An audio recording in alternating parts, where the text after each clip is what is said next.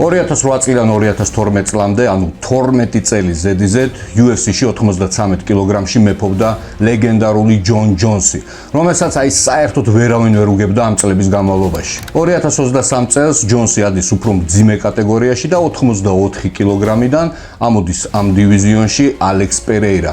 მან 2 წლის განმავლობაში გადაუარა მთელ დივიზიონს და მოიპოვა ქამარი და მოასწრო კიდევ ამ ქამრის დაცვა, სადაც დაანოკაუტა 3 მებრძოლი.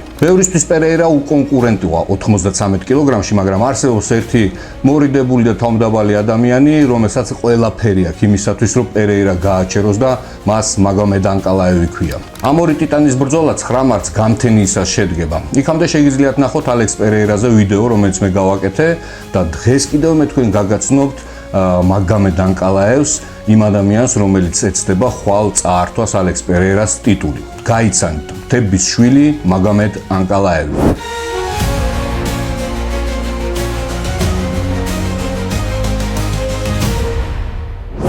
ანკალაევი მართლა მთებში დაიბადა. სოფელი, სადაც ის გაიზარდა, კლდეზე არის გაშენებული პირდაპირ ამ სიტყვის მნიშვნელობით. დაღესტნელს მამა გარდაეცვალა, როდესაც ის ჯერ კიდევ ბავშვი იყო. ამიტომ ის ადრეული ასაკიდან შრომობდა და ინახავდა ოჯახს. ფიზიკური შრომის გარდა ის პარალელურად ვარჯიშობდა თავისუფალ ჭიდაობაზე და სკოლაში თამაშობდა ფრენბურთს. სკოლის დამთავრების შემდეგ მაგომედი აბარებს უნივერსიტეტში და გადადის საცხოვრებლად მახაჩკალაში. სწავლასთან ერთად ის იწყებს ვარჯიშს ბერძნულ-რომაულ ჭიდაობაზე და მოგვიანებით ამატებს MMA-ს და სამბოს. ანკალაევმა სამოყვარულო MMA-ში დიდი ამბავი დაატრიალა. ის კარგად ბრძოლობდა მიწაზეზე და დგომშიც. რამოდენიმე წელიწადში დაღესტნელმა 3-ჯერ მოიგო რუსეთის ჩემპიონატი და 2-ჯერ გახდა მსოფლიო ჩემპიონი. 2014 წელს ანკალაევის დებიუტი შედგა პროფესიონალურ MMA-ში, სადაც მან 3 ზედიზედ ბრძოლა საჯების გადაწყვეტილებით მოიგო. 2015 წელს დაღესტნელს ხვდება ბულკადაროვი და ამ ბრძოლის კომენტატორი იყო ფიოდორ ემელიანენკო. სხვათა შორის ანკალაევს ფიოდორ ემელიანენკო ძალიან მაგრად მოწონდა და კუმირი იყო მაგისი და მაგიტომაც ხასიათებითაც რაღაცნაირად გვანან. მოკლედ ეს ბრძოლა პირველივე რაუნდში დაღესტნელმა ნოკაუტით მოიგო.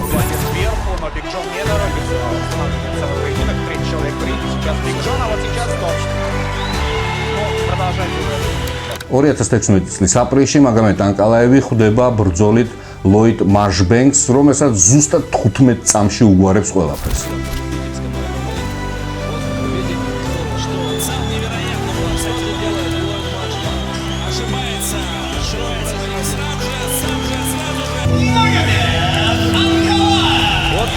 ამავე წლის ზაფხულში ანკალაევი ჯერ ხვდება არტურ ასკაროვს და უგებს მას საჯების ერთწლოვანი გადაწყვეტილებით და შემდეგ 4 თვეში მართავს სატიტულო ბრძოლას WFCA-ს პრომოუშენში მაქსიმ გრიშინთან. გრიშინი მაგარი მებრძოლი იყო, ამ შეხვედრის მერე ის პრომოუშენში კიდევ 3 ბრძოლას მოიგებს და გახდება ჩემპიონი. მერე PFL-ში დაუმარცხებლად იასპარეზებს და ბოლოს UFC-ში მოხვდება, სადაც არც თუ ისე კარგად გამოვა. ეს იყო თანაბარი ბრძოლა, სადაც დაღესტნელი შედარებით უკეთესი იყო და მეოთხე რაუნდში ის ეფექტური ნოკაუტით იგებს და ხდება პრომოუშენის ჩემპიონი.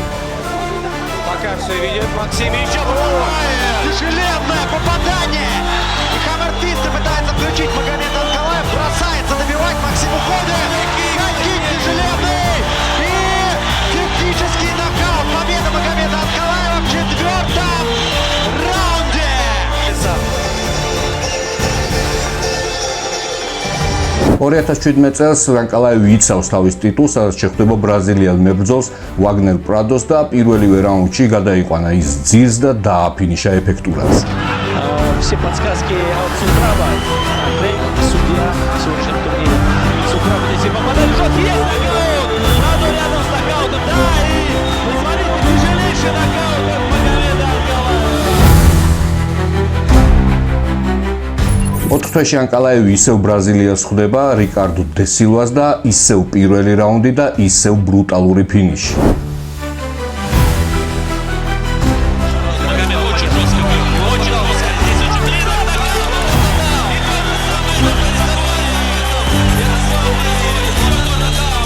Ori 2018 წლის მარტში ანკალაევი აფორმებს UFC-სთან კონტრაქტს და ხვდება პოლ კრეიგს, რომელსაც 2 ზედიზედ წაგება ჰქონდა და შემდეგი წაგების შემთხვევაში დიდი ალბათობით UFC მას კონტრაქტს უბრალოდ აღარ გაუფორმებდა. 3 რაუნდის განმავლობაში ანკალაევი ცემდა თავის მეტოქეს, ანადგურებდა პირდაპირ ამ სიტყვის მნიშვნელობით, ძალიან მაგრად იგებდა და კრეიკმა მოახერხა და მესამე რაუნდის აი ბოლო წამზე 59 რო დაეწერა, მაგ დროს გაუჭიმა სამკუთხედი მაჰჩობელა კისერზე და დააფინიშა ანკალაევი, ეს იყო შოკი. ანკალაევი თავის ინტერვიუში იძახის, რომ ისეთ გატეხილში იყო, რომ საერთოდ ერთი თვის განმავლობაში არ გამოდიოდა სახლიდან და ფიქრობდა საერთოდ UFC-ში კარიერის დასრულებაზე, მაგრამ ცოტა ხანში მოფერიანდა, დაიწყო ვარჯიში და აი ამის მერე უკვე 7 წელი გავიდა და ანკალაევს საერთოდ აღარ წაუგია. ამ სამწუხარო მარცხის მერე პირველი ვინც მოყვა ტისკში იყო მარჩინ პრახნიო. ანკალაევმა ის პირველივე რაუნდში დაათოხლავა.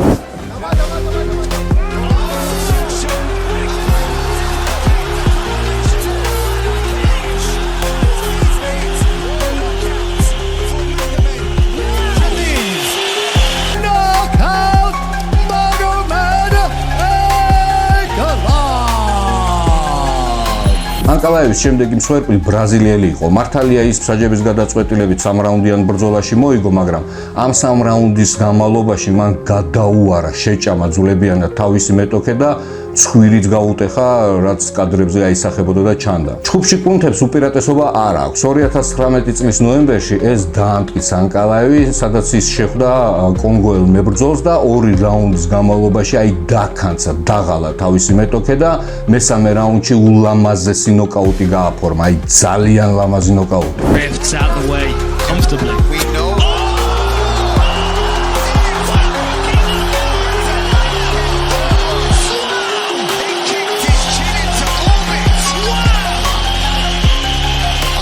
2020 წლის მარტში ანკალაევი ივან კუცელაბას ხვდება და ეს ცოტათი კურიოზული ბრძოლა იყო, სადაც ანკალაევმა 38 წამში მოიგო ნოკაუტით.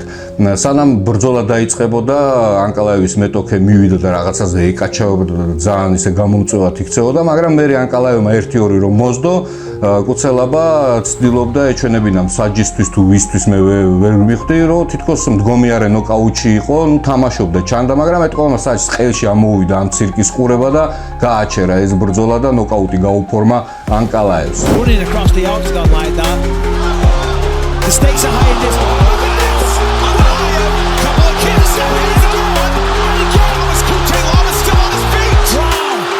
3 head kicks in a row. He's out on his feet. And he stops it. Kutelaba disagrees.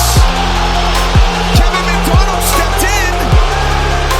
ამ ცირკის მერე UFC მებრძოლებს რევანში მოუწყო და ანკალაევის მეტოქე იძახდა, რომ ეს წაგება არ არისო, იმიტომ რომ ეს იყო ჩემი სტრატეგიაო და მე გავისროდიო და უეჭველი მოუგებდიო, ხო და აი იმის გულისთვის ანკალაევმა ის დასაჯა პირველივე რაუნდში. That piston like left hand of Ankalaev. Magomed Ankalaev trying to get Kutelaba out of there. Unconscious. Ankalaev with style points tonight. No question anymore, John Andy. There is no question anymore as to who's the better fighter between Magomed Ankalaev and Ivan Kutelaba. 2021 წლის თებერვალში კი ანკალაევი იგებს საჯების გადაწყვეტილებით 3 რაუნდიან ბრძოლას ნიკიტა კრილოვთან. მერე ოქტომბერში ის ვოლკან ოზდემირს ხვდება, წარფს უხევს და 3 რაუნდიან ბრძოლაში საჯების ერთსულოვანი გადაწყვეტილებით იგებს ამ ბრძოლას. 2022 წლის მარტში კი ანკალაევი ხვდება ტიაგო სანტოს ვეტერან მებრძოლს და საჯების გადაწყვეტილებით იგებს ამ ბრძოლას. ეს იყო მერვე ზედიზედ გამარჯვება ანკალაევის, ესეთი რაღაცა მარტო ამ წონაში გაუკეთებია ჯონ ჯონს, მეტი არავის და უკვე ანკალაევმა წამოიღო ხმა და ითხოვდა სატიტულო ბრძოლას. თუმცა UFC არ ჩქარობდა სატიტულო ბრძოლა მიეცა ანკალაევისთვის, იმიტომ რომ ბოლო 3 ბრძოლა მსაჯების გადაწყვეტილებით მოიგო და არ იყო ეს ისეთი რაღაცა სანახაობრივი. ამავე წლის ზაფხულში ანკალაევს ახვედრებენ ენტონი სმითს და ერთ-ერთ ინტერვიუში დანა ვაიტი იძახის, რომ შევხედოთ როგორ იბრძოლებსა და მაგის მიხედვით შეურჩევთო ოპონენტებს. ანუ ტიპი ეუბნება ანკალაევს, რომ დაიწყეო, დანოკაუტებებიო და რაღაცა სასწაული ბრძოლებიო. თორეო გაწოლება არავის არ მოგცემო, აი როგორც დვალიშვილს ისე მოგექცევიო. ანკალაევმა სმიტი 2 რაუნდში გაანადგურა. პირველ რაუნდში რამის ფეხი მოტეხა თავისი ლოუ-კიკებით და მეორე რაუნდში უკვე მსაჯმა გააჩერა ეს ბრძოლა და ტექნიკური ნოკაუტი გაიფორმა.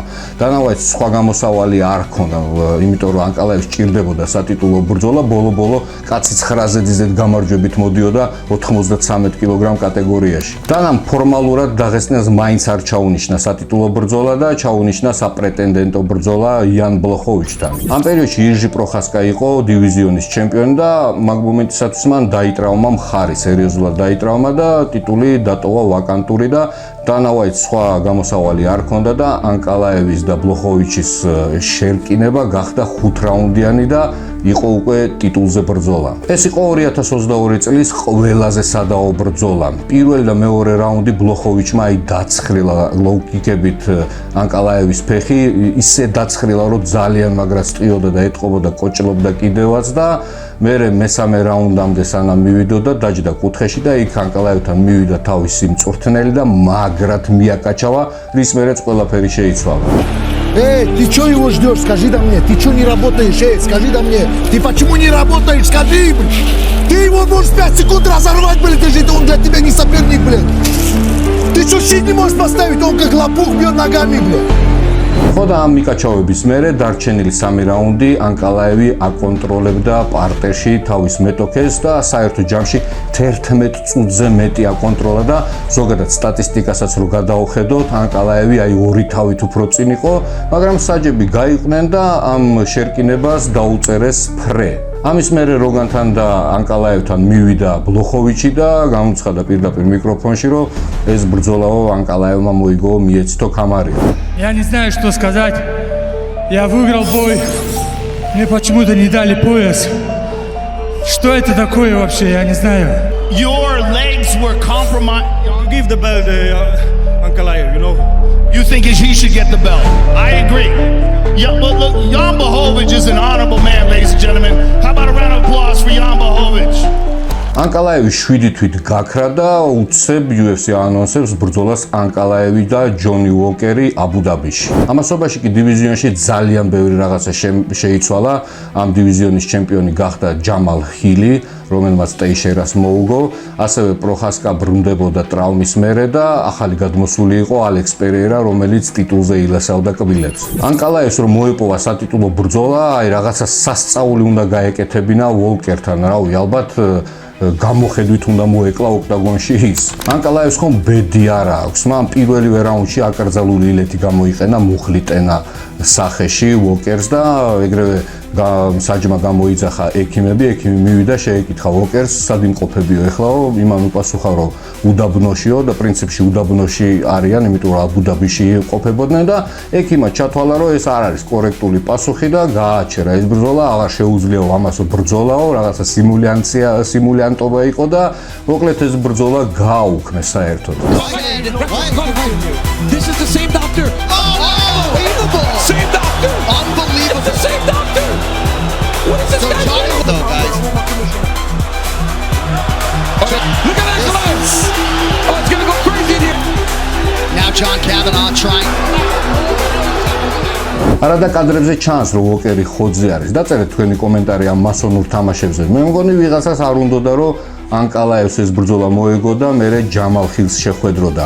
ჯამალ ხილს ხო არ უნახავდნენ ალექს პერეირასთვის, თუ ცდები და უბრალოდ ამთხოვა ეს. ამასობაში ჯამალ ხილმა ტრავმა მიიღო და გაანთავისუფლა თავის კამარი და UFC-მ დააორგანიზა satitulო ბრძოლა პერეირას და პროხასკას შორის, სადაც პერეირა მეორე რაუნდში ნოკაუტით მოიგო და გახდა UFC-ს ჩემპიონი. Some big right hand.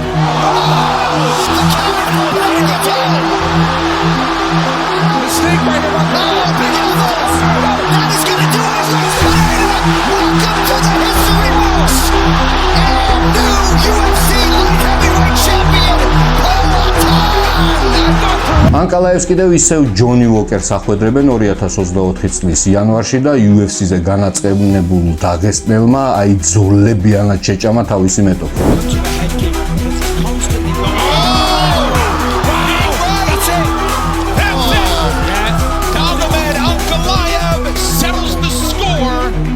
ამავე წლის აპრილში კი ალექს პერეირამ დაიცვა თავისი კამარი და გათიშა პირველივე რაუნდში ჯამალ ჰილს.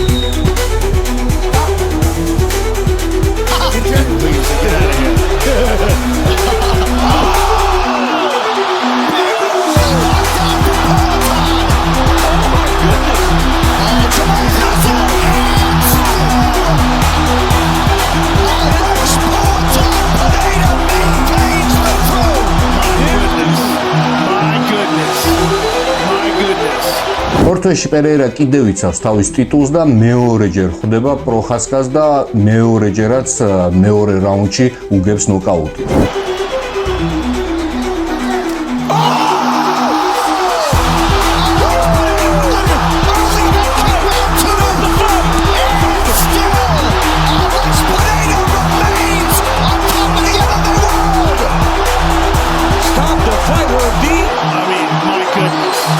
სანამ ანკალაევი ისვენებდა, პერეირამ კიდევ ერთხელ დაიცვა თავისი ტიტული დივიზიონის მერვე ნომერთან 5 ოქტომბერს ხალილ რაუნთრისთან, რომელიც გაანადგურა.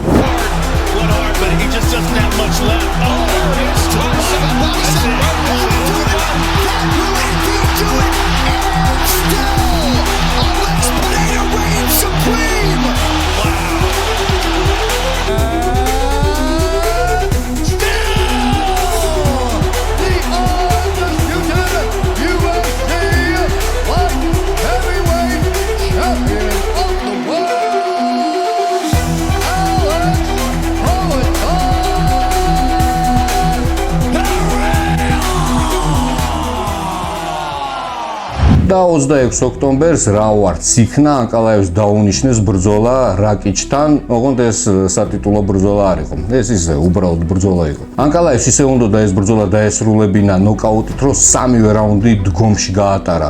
ეშინოდა ეთყობა ვაი თუ დანა ვაიც არ მოეწონოსო ჩემი ბრძოლაო და კიდე უნდა ველოდო მე სატიტულო ბრძოლასო. მართალია დაღესტნელმა ეს ბრძოლა ფინიშით ვერ მოიგო და საჯების გადაწყვეტილებით მოიგო, მაგრამ ძალიან ეფექტურად იჩხუბა და ბოლოს ინგლისურათაც ალაპარაკდა რა, აი მოკლედ აღარ ვიცი რაღა უნდა გაეკეთებინა ანკალაევს რომ მიიღო სატიტულო ბრძოლა. Alex, stop running away from me. Ladies and gentlemen, Magomed Ankalaev. და ამ ორი მონსტრის შერკინება 9 მარტს გამთენიისას გაიმართება. გადადით ნახეთ პერეირაზეც ვიდეო გაეცანით ამ მებრძოლს და დაწერეთ კომენტარებში რომელი მოიგებს ანკალაევი თუ პერეირა. ბევრი იძახის ანკალაევი ჭიდაობით მოიგებს ამ ბრძოლას, მაგრამ რომ გადახედოთ ანკალაევის ჩხუბს და ხო გაჩვენეთ ვიდეოში მისი ჩხუბები, არც ერთი ბრძოლა საბმიშენით არ მოუგია. ამ საჯების გადაწყვეტილებით იგებს, ამ ნოკაუტებით იგებს. აქედან გამომდინარე დიდი ალბათობით ისინი იბრძოლებენ დგომში. დგომში ანკალაევი არ არის სუსტი, ძალიან მაგარი არის და შეუძლია ერთი დარტყმითაც გათიშოს პერეირა, მაგრამ რომ გადავხედოთ ახლა პერეირას ბექგრაუნდს და კიკბოქსინგიდან დაწყებული და ზოგადად რა სერიოზული მებრძოლები ყავს დაყრილი ამ გზაზე, დიდი ვარაუდით მე პირადად ვივარაუდებ, რომ ეს არის 60-40-ზე, აი 60% პერეირას მოგებაზე დავდებდი, 40%-ს ანკალაევზე, მაგრამ ეს ძალიან ძნელი არის ამაზე პროგნოზის გაკეთება, იმიტომ ორივე მებრძოლი ძალიან მაგარია და ყველა ველოდებით ამ ბრძოლას 9 მარტს გამთენიისას. მე კიდევ ამით გემშვიდობებით.